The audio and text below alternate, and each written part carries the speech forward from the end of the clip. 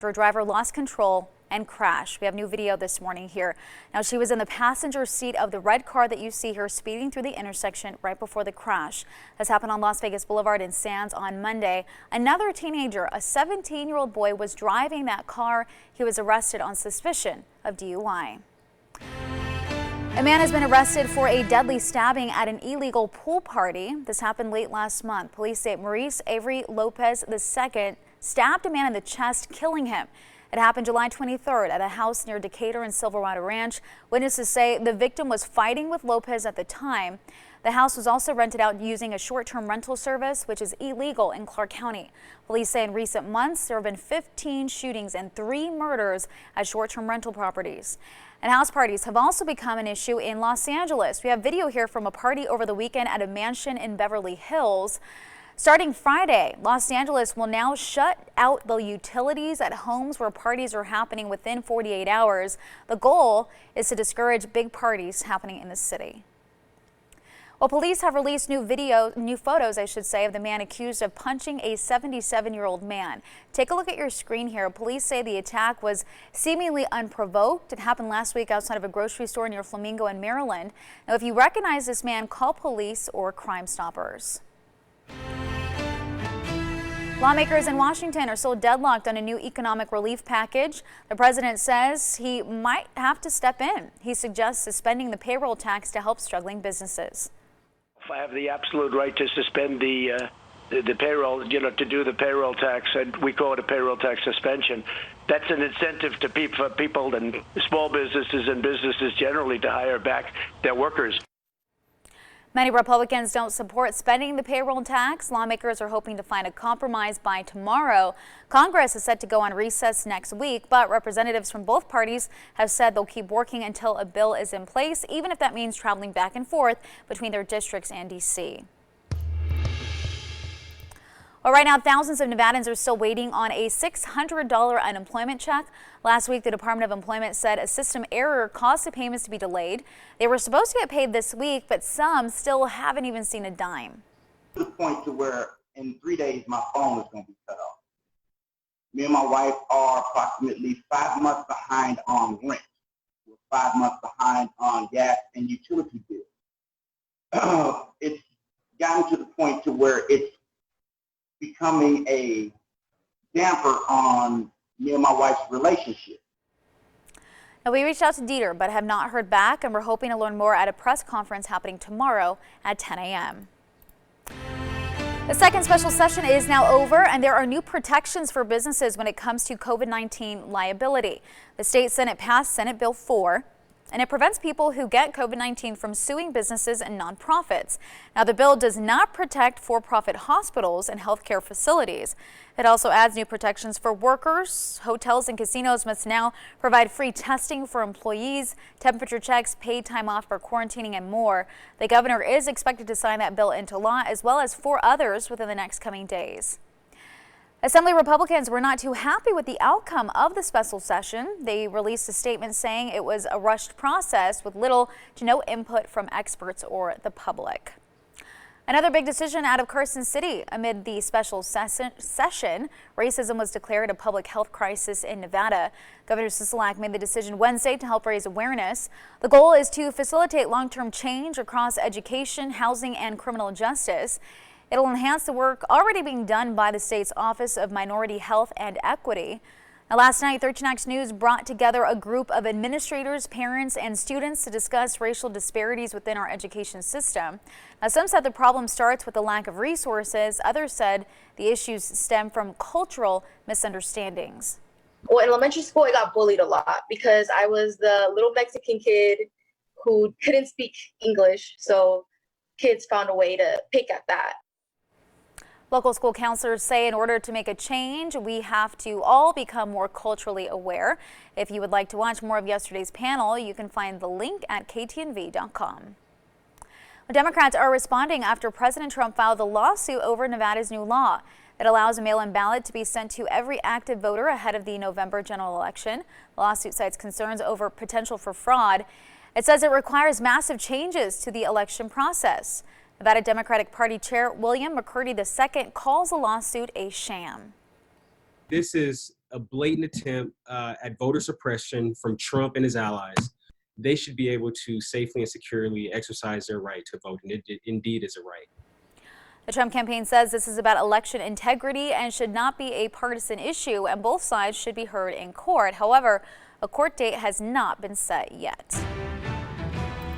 Sahara, Las Vegas is accused of not complying with social distancing guidelines. They were issued a complaint by gaming regulators. Executives at the Sahara say they are continuously working to follow safety standards. The Gaming Commission will decide whether or not the resort will be fined. Today, the Golden Knights will be back on the ice. They face the defending champions, the St. Louis Blues, at 3:30. They are currently holding on to the third seed in the Western Conference. On Monday, they beat the Dallas Stars. Today's game will be the second of 3 round-robin games.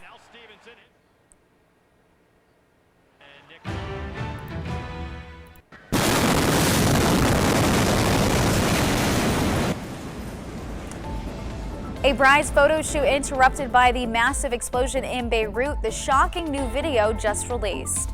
Plus, a saving grace for local taverns, the new lifeline that could save them from closing down for good. And as we race to find a vaccine for COVID-19, the new efforts to make sure it's affordable for everyone. I'm meteorologist Gina Cancelleri, and we have a beautiful sunrise getting ready to happen here in the valley. Also a beautiful day weather-wise. I've got your forecast coming up.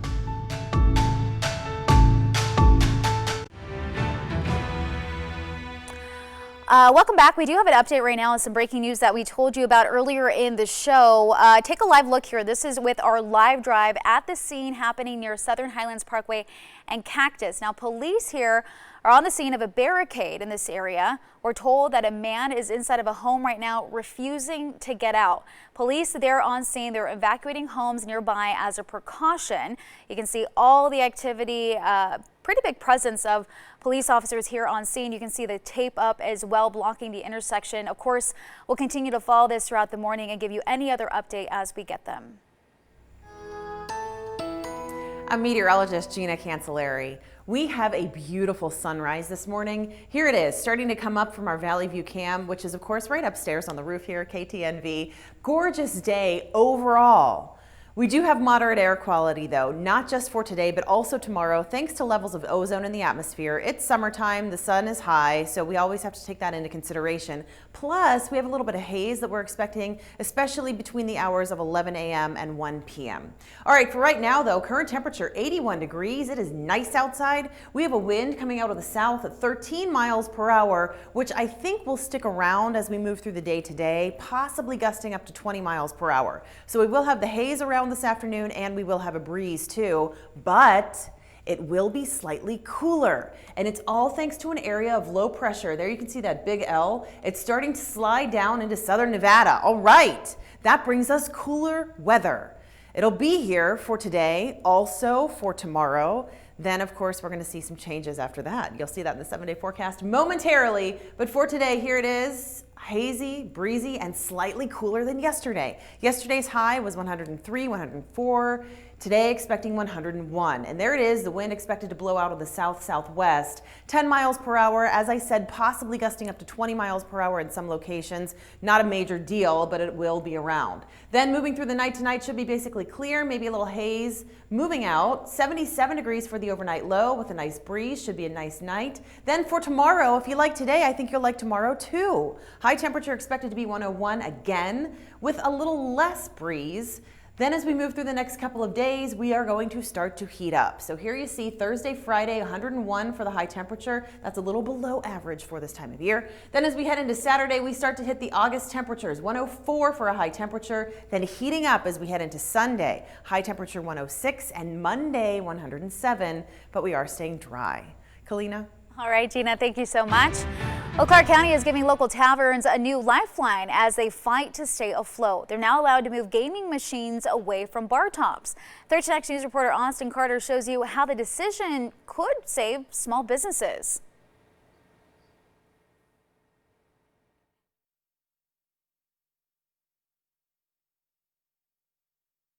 Well, some good news this week for taverns when it comes to their bottom line, but some not so good news for bars this week who are still ordered to stay closed. Some bar employees gathered right here behind me for a protest. Valley Bar employees and owners protesting near Sunset and Pecos against Governor Sisolak's emergency directive extension, keeping bars closed amid the coronavirus pandemic. He needs to make the decision to open up all bars, and if those bars don't comply, then deal with that. But to close them all down, that's not fair. After reopening in May, the second shutdown of bars due to the pandemic happened in July after a statewide spike in cases. Taverns in Clark County having just a bit more luck, allowed to stay open, and today another option for gaming is allowed at those locations. And that motion carries. A unanimous vote at a Clark County Commission meeting approving a resolution to allow taverns to use 7 standalone gaming machines instead of ones at the bar. No more than 15 total gaming machines are allowed in an establishment. Commissioners think it's the right move. Businesses in general are going to see some yo-yo effects, and I think that this gives us a little bit of flexibility. But bar managers like Tara Jurgens of Apache Joe's Bar, who are still closed, are fighting for a chance to bounce back and don't think they're being given a fair chance. Everyone said we were compliant. We've never had any complaints, but still we're shut down for nothing that we did wrong ourselves. Those we spoke with question how casinos with hundreds of people inside and possibly harder to enforce social distancing rules are allowed to remain open. Meanwhile, their businesses continue to suffer. It's sad that he's punishing the little guys and letting the big fish swim. And some have actually taken action on that. 37 bars and taverns have actually filed a lawsuit against Sisolak's order to shut down again. If you'd like to read more about that lawsuit, head over to our website, ktnv.com. I'm Austin Carter, 13 Action News. All right, there is a new way for small businesses in North Las Vegas to get some help. The NLV Cares Small Business Assistance Program has $325 million up for grabs. Now, to qualify, businesses have to be in good standing with the city and also have suffered financial strain because of the pandemic. If that's you, we do have a link to apply for that program on ktnv.com. Time now, 5:19, school bus safety. The new guidelines to protect students on their way to school. And man-made antibodies, the experimental therapy that could soon be available to people with COVID-19. And if you're staying in tonight, we have a look at some of the shows you can catch tonight right here on Channel 13. 8 o'clock, Holy Moly at 9, Don't, followed by I Tell the Truth at 10, and then 13 Action News live at 11. Kids in the Valley can attend day camp once the new school year starts. Clark County will start their School Days program for kids between 5 and 12 years old. The camps include educational time, games, arts and crafts, and sports. They'll be open Monday through Friday from 7 a.m. to 6 p.m. at several rec centers across the valley. It'll cost $100 per week. Camp starts the first day of school, August 24th, and we do have a link to apply on ktnv.com. As some school districts prepare to welcome back students to kick off the new school year, there are concerns on how they'll socially distance on a school bus. ABC's Kenneth Moten has more in today's GMA First Look. Social distancing on the school bus. Every student that rides the bus must wear a mask. For many students, this new school routine will start when they board. And load the bus from the back to the front. This video from Casey County Schools in Kentucky shows what that might look like. Parents asked to check their kids' temperatures before they board, and children asked to use hand sanitizer as they head to their seats. Once they leave, a team fully disinfects the bus. The CDC recommending students wear face coverings and sit one child per row, skipping rows when possible. To achieve that, the National Association for Pupil Transportation says there should be fewer kids on board. And that's not the only idea being put into action. Coming up at 7 a.m., we'll show you what other school districts across the country are doing. Plus, why a walking school bus could be the safest solution of all. With your GMA First Look, I'm Kenneth Moten, ABC News, New York. A local house raided by the FBI after it's tied to a controversial YouTuber. The new federal investigation now underway. Plus, Instagram is copying TikTok. The app it just released that could serve as a replacement if TikTok is banned by President Trump.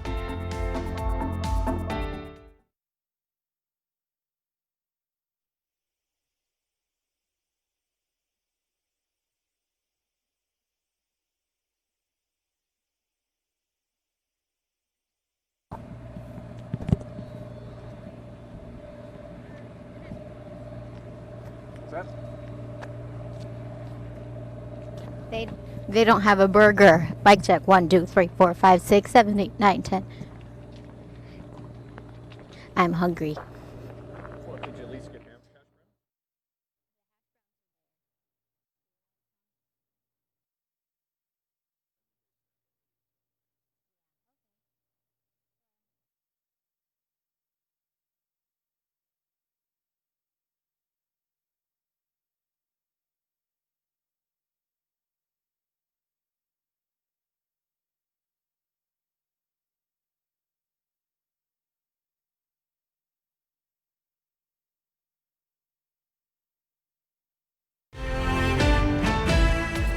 Action News. Good morning, Las Vegas. Gone too soon. The community remembers the 2 teens killed in a suspected DUI crash, how they're being honored.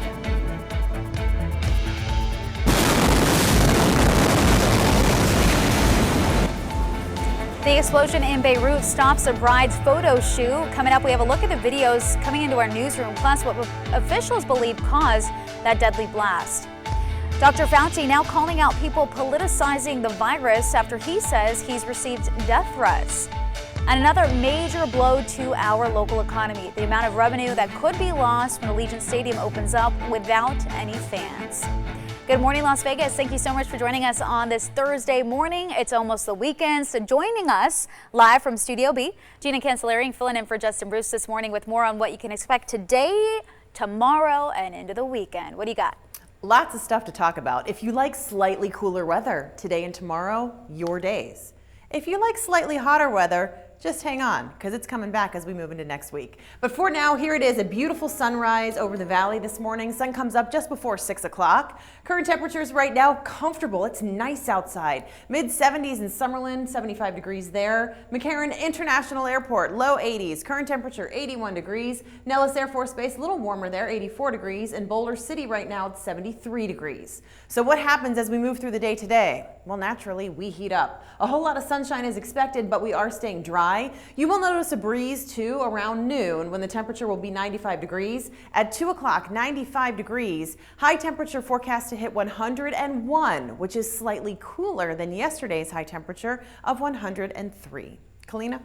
All right, Gina, thank you so much. Let's head out to that breaking news that we were mentioning earlier, not too long ago. Right now, police on the scene of a barricade happening near Southern Highlands Parkway and Cactus. This is a live look from our live drive, and you can see the massive police presence there.